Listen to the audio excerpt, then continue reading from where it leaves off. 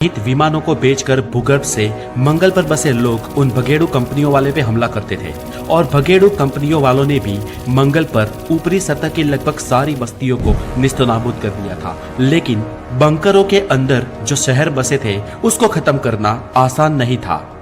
एकाध परमाणु बम से भी इसका विनाश नहीं हो सकता था। इसलिए यूरोपा के लोगों ने एक साथ कई सारे न्यूक्लियर वेपन चलाने की ठान ली और ये इंफॉर्मेशन मिलते ही मंगल पर बसी वैश्विक सरकारें भूगर्भ में ही दहल गई।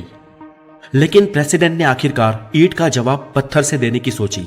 उन्होंने सोचा कि 100 परमाणु बम का जवाब हम 250 परमाणु बम से देंगे और हमारे लोग मंगल ग्रह के नॉर्थ पोल से निकलकर जुपिटर के सबसे समृद्ध ऐसे यूरोपा, गैनेमीड और कैलिस्टो, इन तीनों उपग्रहों को खत्म कर देंगे। पूरा प्लान तैयार था और इसके बाद मंगल ग्रह की बंकरों में बसे नेताओं और उनके परिवार को रेस्क्यू ऑपरेशन करके पृथ्वी के पास बसी कॉलोनी में ले जाया गया, जिन्होंने मंगल की तमाम मानव बस्ती को छोड़कर युद्ध मैदान से भाग जाने की ही सोची। मंत्र और उनकी टीम ये समझ गए थे कि अब दी एंड निश्चित है, लेकिन ये दी एंड भी बहुत जल्दी आ रहा था। युद्ध के 1 महीने के बाद आमने सामने से एक साथ कई सारे परमाणु बम छोड़े गए। दोनों पक्षों को यह पता था कि युद्ध का यह 31वां दिन जजमेंट डे होगा। परमाणु बम के चीखते ही चारों ओर हजारों सूरज जितनी रोशनी फैल गई। इस तरफ मंगल ग्रह के लड़ाकू विमानों ने भी जुपिटर के तीनों उपग्रहों को तहस नहस करके खंडहर बना दिया था। यूरोपा की कंपनियों वालों के घर को ही तबाह कर दिया था। वहां पर उनकी 90% आबादी खत्म हो गई, मानो उनका बेस ही खत्म हो गया। यहाँ पर मंगल पर भी 50% जितनी आबादी खत्म हो गई, लेकिन फिर भी कुछ बहुत ही अति आधुनिक और सुरक्षित बंकरें अभी भी सेफ थी और मंगल पर इंसानी बस्ती ने बहुत बड़ी मार खाने के बावजूद भी उन कंपनियों वालों को लगभग हरा दिया था। बाकी बचे कुछ यूरोपा के स्पेसक्राफ्ट जो मंगल के आसपास थे, उनका भी मनोबल अब टूट चुका था। इसलिए उनका भी एक एक करके लेजर किरणों को छोड़कर सफाया कर दिया गया और युद्ध के इन हालात में दोनों तरफ से बहुत बड़ी तबाही हुई थी। युद्ध खत्म हो गया, उसके कुछ दिन बीते और मंगल की बंकरों में बसे कुछ वीआईपी लोगों को स्पेस सूट पहनाकर बंकरों से मंगल की सतह पर लाया गया ताकि उन पर रेडिएशन की असर ना हो। और इन्हीं वीआईपी लोगों में मंत्र और उसकी टीम थे, जबकि वीवीआईपी नेता लोग पहले से ही मंगल को छोड़ चुके थे। जो बचे हुए लोग बाहर आए, उन्होंने देखा कि मंगल की सतह तो अब दिल दहलाने वाली बन चुकी थी।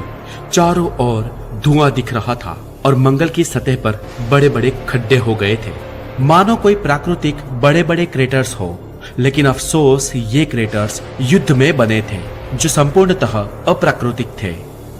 मंगल की ये ऊपरी सतह बिल्कुल नर्क जैसी हो गई थी और यहाँ पर भूकंप के आंचके भी आने शुरू हो गए, जो बहुत ही ज्यादा रिक्टर स्केल के थे। यहाँ पर मंत्र समझ गया कि मानो न मानो इस ग्रह को अंदर से नुकसान हुआ है। मंत्र ने वैज्ञानिकों को यह बात कही और उन्होंने तुरंत एक डिसीजन लिया और बचे कुचे मंगल के लोगों को पृथ्वी के पास बसी कॉलोनी में ले जाने की सोची। एक एक करके सभी लोग अत्याधुनिक स्पेसक्राफ्ट में बैठ गए और मंगल की सतह को छोड़ने लगे। वहां अंतरिक्ष में जाते ही मंगल भयावह दिख रहा था। उसकी सतह अंदर से टूट रही थी, बिखर रही थी, मानो बड़ी बड़ी दरारें पड़ गई हो। और वही देखते ही देखते एक बहुत बड़ी दरार हुई, जिसके साथ कान फाड़ देने वाली आवाज सुनाई दी और मंगल ग्रह टूट कर बिखरने लगा। एक साथ छोड़े गए परमाणु बम से इसकी सतह को इतना नुकसान हुआ था कि यह ग्रह बिखर गया और मंगल से दूर जाने वाले वो स्पेसक्राफ्ट स्पेस में से ही मंगल के टुकड़े टुकड़े होते देख रहे थे। ये सबके लिए एक भयानक और आश्चर्यजनक मंजर था। इसके बाद मंत्र, उनकी टीम और उनके साथ आए कुछ और स्पेसक्राफ्ट पृथ्वी के पास बसी कॉलोनी तक पहुंचे।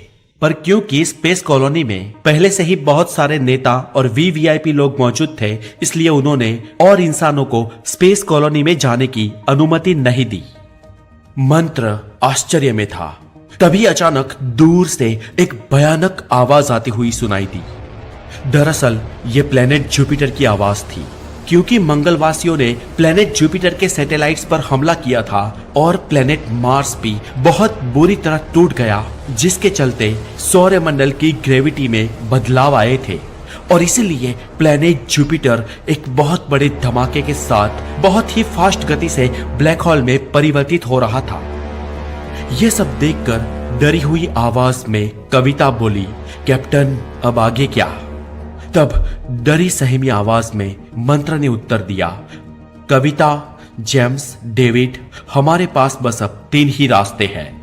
एक ये कि हम कुछ भी करके इस स्पेस कॉलोनी में घुस जाए, लेकिन सोलर सिस्टम में 2 बड़े ग्रहों में आने वाले इस बदलाव के चलते ये भी कब तक सुरक्षित बचेगी इसके बारे में कोई नहीं जानता।